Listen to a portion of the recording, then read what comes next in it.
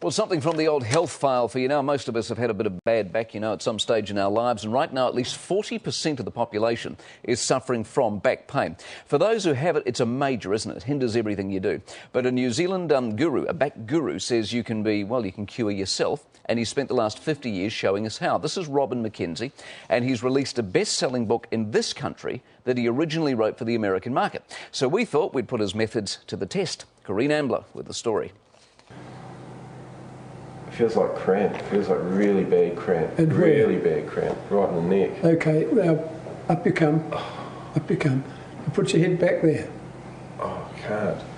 Like many in his profession, our cameraman Terry Williams suffers from a bad back and neck. So we thought we'd use him as a guinea pig. Now tilt your head back, all the way back, and look up at the sky. Further, further, further. Just turn your head a little bit that way and a little bit that way. Further back. What's it doing? Relieving it. Up you come. Terry's been seeing a chiropractor for weeks now, but in one session, 79-year-old Kapiti Coast physiotherapist McKenzie has fixed him. Better, worse, or no change? Totally gone.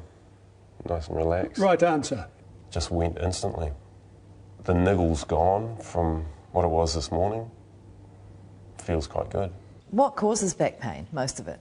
Bad sitting posture, bending forwards all the time, rounding the back. Anything that rounds the back for prolonged periods. If the pain comes on, can you stop it by doing this? McKenzie's groundbreaking methods have won him accolades all over the world.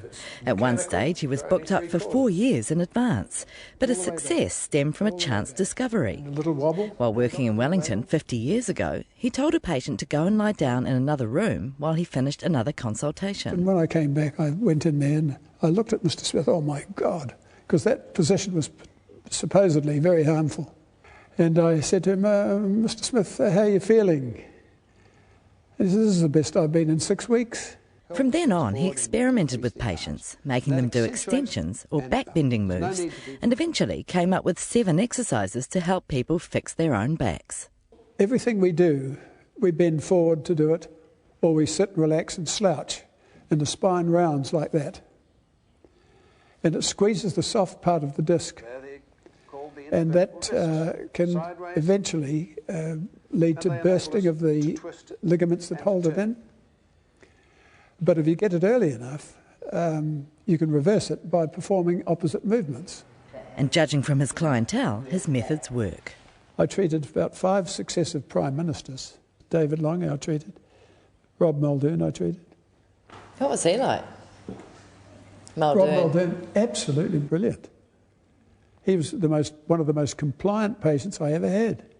He did exactly everything I told him to do, which I thought that was an achievement in itself. And he'd like to get his hands on our current PM. I saw the Prime Minister on television last night. He was sitting back watching, I think it was the soccer, and he'll get a bad back. Neighbour Judy Morley Hall had suffered leg pain for a year and was headed for surgery when she plucked up the courage to ask McKenzie for help. So how quickly after you saw Robin did the pain go? It went as I got up from the floor. I did my exercise on the floor and sat down very tentatively, not believing it could go just like that. In fact, it had gone, and I couldn't believe it. I was incredulous. The great majority of patients with low back pain respond with extension exercises. And in the neck, it's what is called retraction and extension. And that little movement at the end. In combination, one alone may not work. So they just need to read the instructions. Life wasn't always this good for Robin and his wife Joy. He once remortgaged his house and left his young family to spread the word about his discoveries in Europe and America, enduring years of derision and abuse from the profession. All the way down. I was voted the most influential clinician in the field of back pain in the United States 3 or 4 years ago. And so that was nice. After a stroke 10 years ago, the man himself no longer travels overseas. Okay. He spends his time in the garden Come and on. sees the occasional lucky patient. Go on, have one last slouch. This is the kiss of death.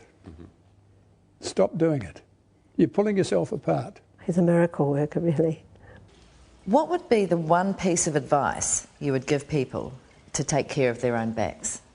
I think the thing that would benefit more people in one hit would be to ensure that everyone sits properly. And if a patient's out there now not being taught how to look after his problem, he should change his therapist or his orthopaedic surgeon if necessary. I'm going to be in trouble, I can see. Good.